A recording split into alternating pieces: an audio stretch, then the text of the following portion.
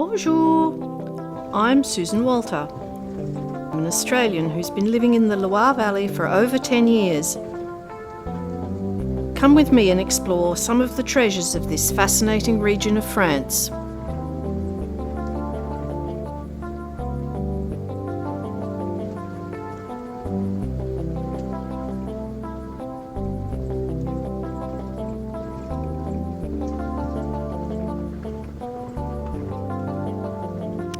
During the COVID-19 crisis, we've been given special permission to film at the Château of Amboise with our 1953 Citroën Célestine. Today, we're going to be concentrating on the grounds surrounding the chateau, which sits on a ridge above the town. The garden covers about 5.5 acres and contains some little-known features. Down in the town, the streets are empty due to COVID-19, but normally, on a warm spring day like today, there would be a throng of people enjoying a drink or a meal on the terraces of the many restaurants and bars. By the late medieval period, most of the area in front of you would have been covered in buildings. Now, all that is left of the great royal palace is the L-shaped royal lodge.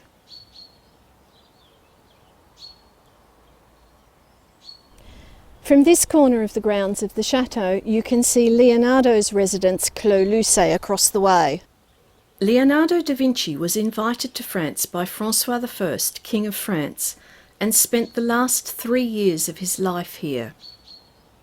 He died at Clos Lucé on the 2nd of May 1519 at the age of 67 and was buried in the chateau's church. There is no evidence to support the legend that he died in the king's arms. This statue marks the spot where Leonardo da Vinci was originally buried. The church was demolished soon after the Revolution. A number of bones, which were presumed to be those of Leonardo, were found, and these were reinterred in the chapel of St. Hubert. This is probably the final resting place of Leonardo da Vinci.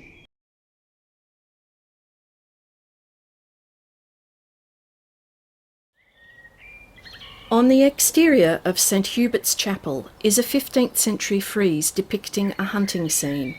It shows St. Hubert encountering a stag with the crucified Christ between its antlers.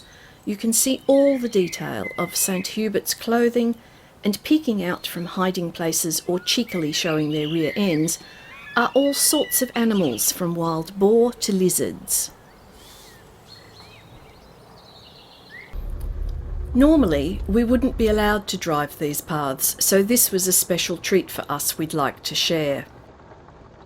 Approaching the gable end of the Royal Lodge, you can see the towers on the corners which tell you that this is a medieval building. The staircases are not integrated into the body of the building, but contained in the towers. Passing the Royal Lodge into what was the inner courtyard, you can see what a lovely late medieval building it is. In one wing is where the king had his private apartments, and the other is where grand public events were held.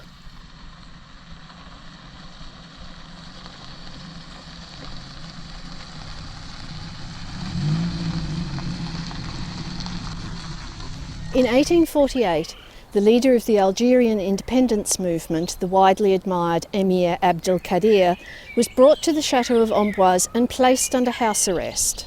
The cold, damp conditions during his stay led to 25 members of his retinue becoming ill and dying. They are buried in the grounds of the chateau in a beautifully manicured garden. Along the eastern wall of the grounds there is a magnificent display of topiary box balls, and on the slopes behind the chateau grow grapevines in a nod to the wine-growing traditions of the Loire Valley.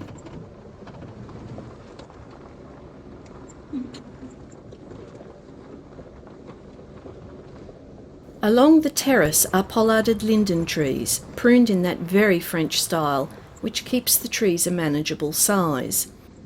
The trees provide shade in the summer, but in winter let the sunshine flood in. Thank you for visiting the Château of Amboise with me. I've really enjoyed it and I hope you did too. Au revoir!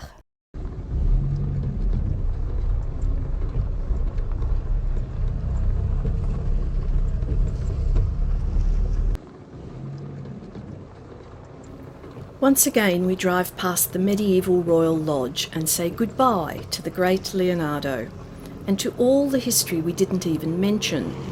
That can be for another time, and perhaps you'll join us in person for a private tour. We've really enjoyed exploring the chateau and filming it for you. The staff at the chateau have been most welcoming, as always, even in these very difficult times. Thanks too to our friend Mark from PhotographFrance.com, who helped with the filming and coordinating our visit.